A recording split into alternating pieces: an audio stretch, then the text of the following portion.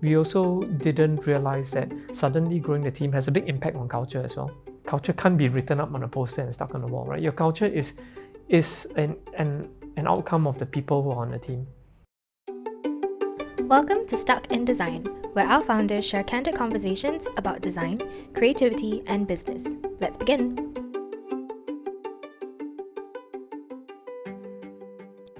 Today we have some questions more relating to, I guess, Stuck and how maybe certain processes has evolved over time.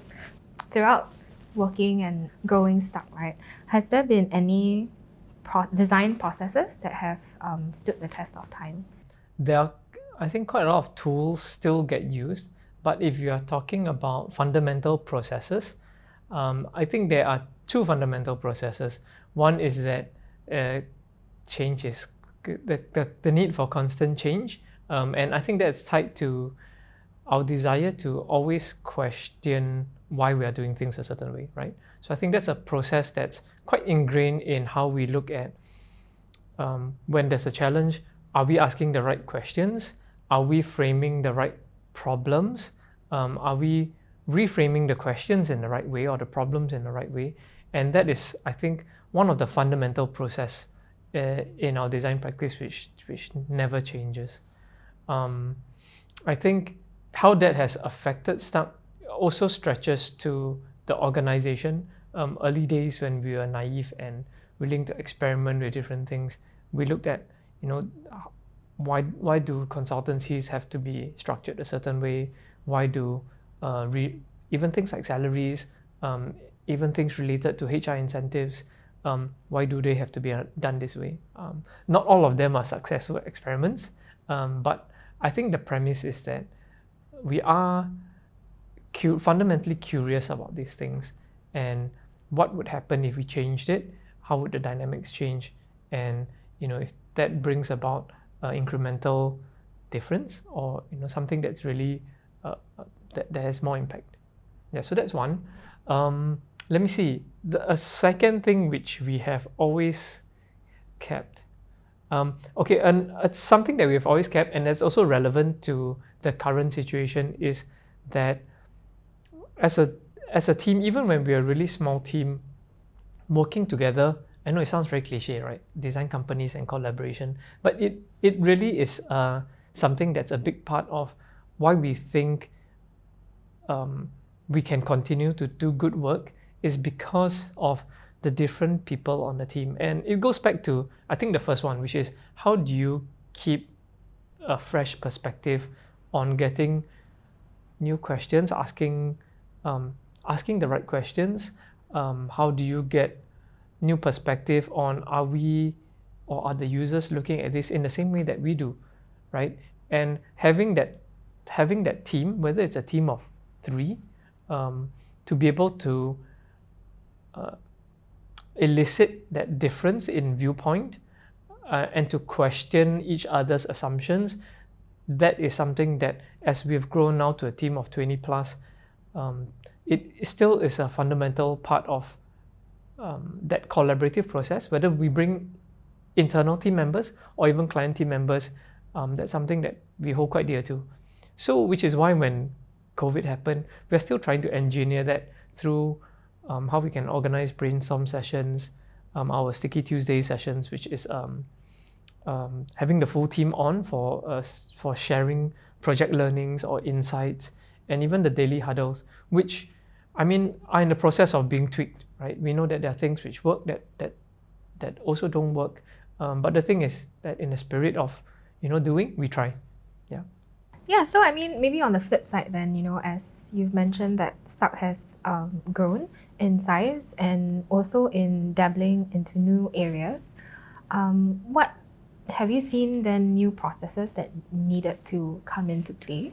And were they expected? Are these design processes or business processes?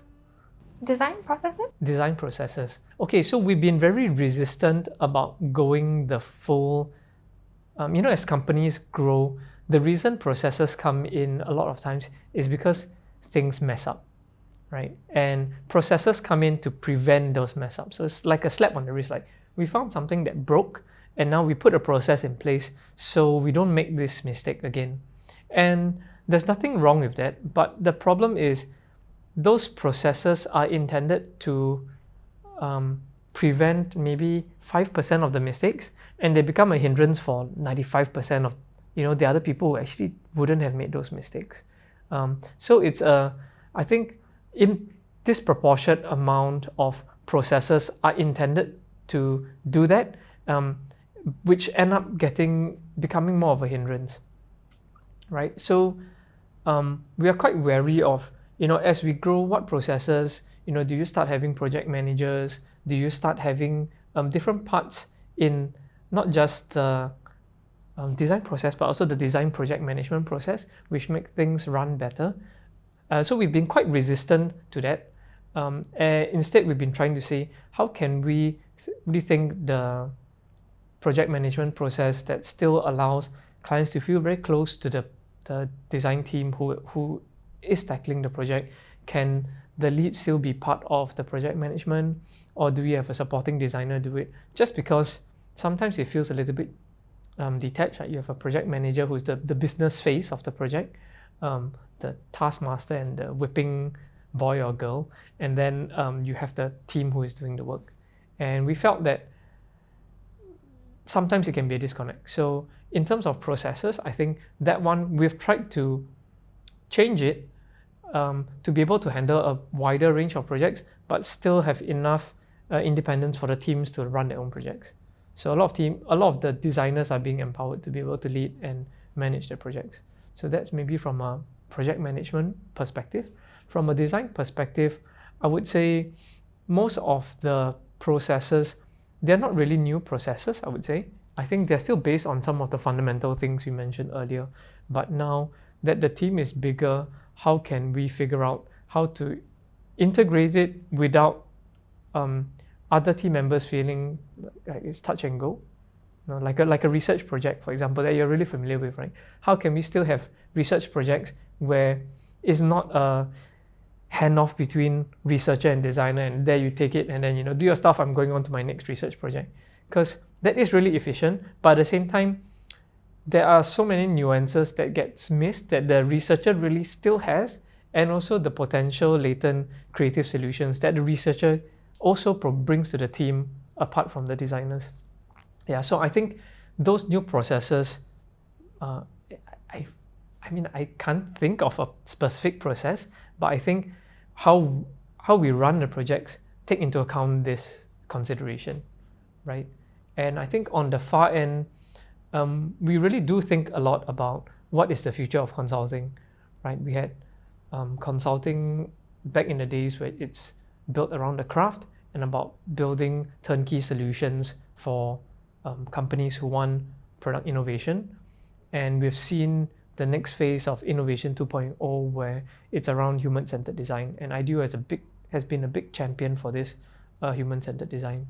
And I think as that starts to get a lot of momentum and starting to be commonplace, we are also keeping our eyes ahead and seeing what is Innovation 3.0 for consultancies. How can we have a finger on the pulse? And I think also given the current situation where a lot of companies are thinking about, what does this big shift mean for our business? I think a big part of it will be about futures thinking. How can companies also be roll in other aspects of the periphery of human-centered design into their futures thinking and looking at how they can shift innovation in their businesses. Yeah. Seeing trends in the trends in design and in the industry over the years, has Stark kind of always aligned to these trends, or have we tried to diverge away from it? That's a good question. I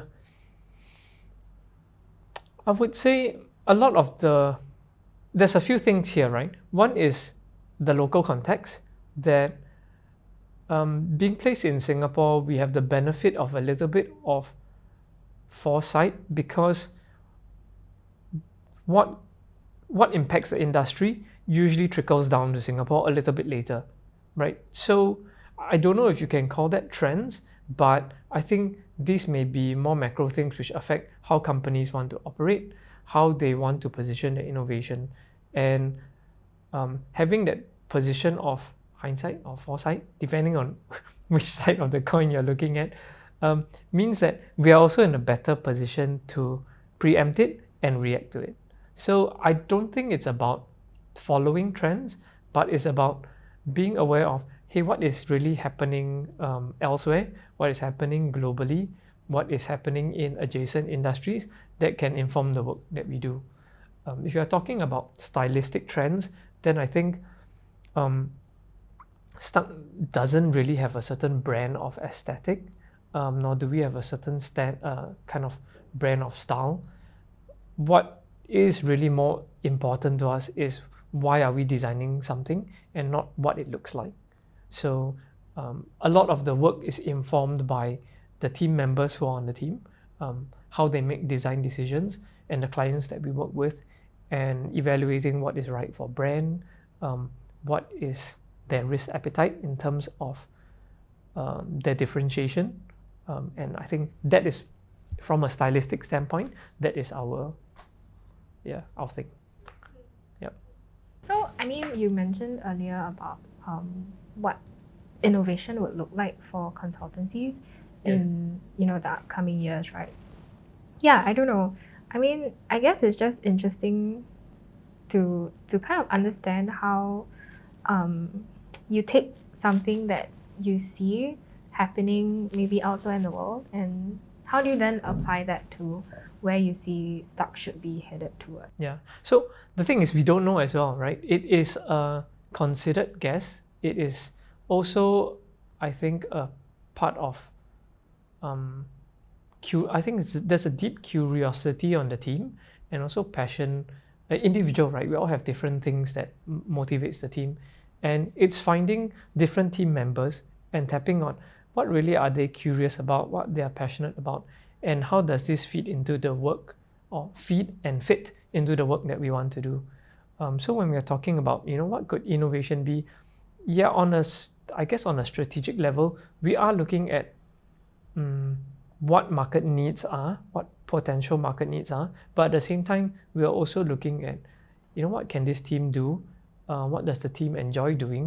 And also, who are the people out there who think like us, who can add to this, to the mix, who can push the needle, right? Because we are kind of limited by our own perspective, our own judgment, and I think as the team grows, we'll also need to take in more viewpoints, a different diversity of experiences to be able to move the company to get there, and to keep thinking about, hey, how is consultancy shifting, and how can we position ourselves to be relevant, or reinvent ourselves to be relevant. And for now, we don't have the answer, but as you know, there are quite a few initiatives that's happening to look at, hey, what are the potential opportunities that we can actually shift focus, shift the needle for Stuck. Kind of over the years, right? As in the process of going Stuck as a company, have there been any, major lessons that you've learned from different roles that you play? So, as a designer, as a boss, as a mentor. Yeah, not too many.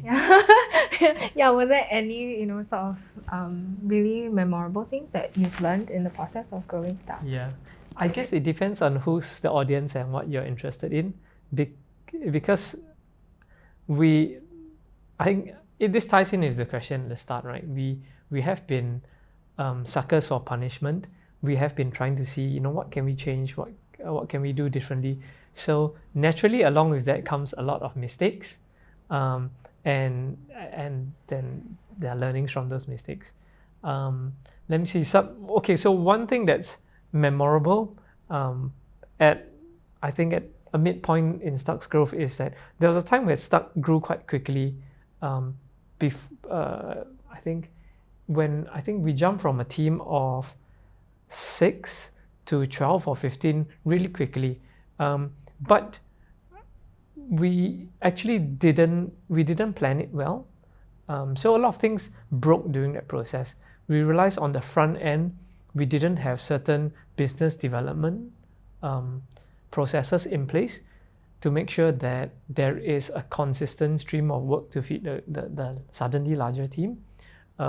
We also didn't realize that suddenly growing the team has a big impact on culture as well, because we don't have a culture. Well, culture can't be written up on a poster and stuck on the wall, right? Your culture is an outcome of the people who are on the team. So suddenly we had this big shift where half the team was different.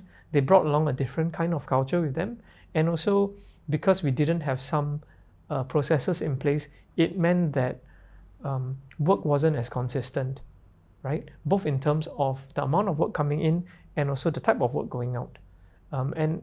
And so when we realize this, it's not something that we can change immediately, right? Because we're not the team which hires and fires people. We can't, if we bring them on, our role as I'm putting on my HR hat now, right? So our role as a company is also to help our team members grow and also help them find their fit, right? It's not always that we hire someone for a particular role and like, if you don't fit, you're out, right? It's also our I think intends that, hey, if you really are motivated, you're a good cultural fit, can we find a different fit for you? Can you be doing something else within the team that you'll be much more happier doing and much more proficient at doing? So there's a process of trying to find those fits, trying to make that transition happen, and also holding on to those the team members that we have that it took a while to get back to a steady state, right? So there's some natural attrition. I think we dropped back down to a team of maybe 8 or 9, and then after that, when that happened, kind of we learned our lesson and we started putting some things in place. Okay, how can we have a more strategic plan for business development? How can we look at our hiring process? How can we also look at how we can fit new team members in? So all these things start to come in, and then the next time we started to grow, it was a more comfortable, more organic growth, but we wouldn't have known that unless we faced that problem. No one comes and tells you about this stuff. So I think that for us, that was a good learning. From a design standpoint, I think our biggest learnings are who are the clients actually that we work best with, or the clients that we would like to collaborate with. Because the reality is that as much as you like design to help everybody, or as much as you like to think that design is has a certain value for innovation, not all clients have the same perspective on what their design outcome or intended goals are.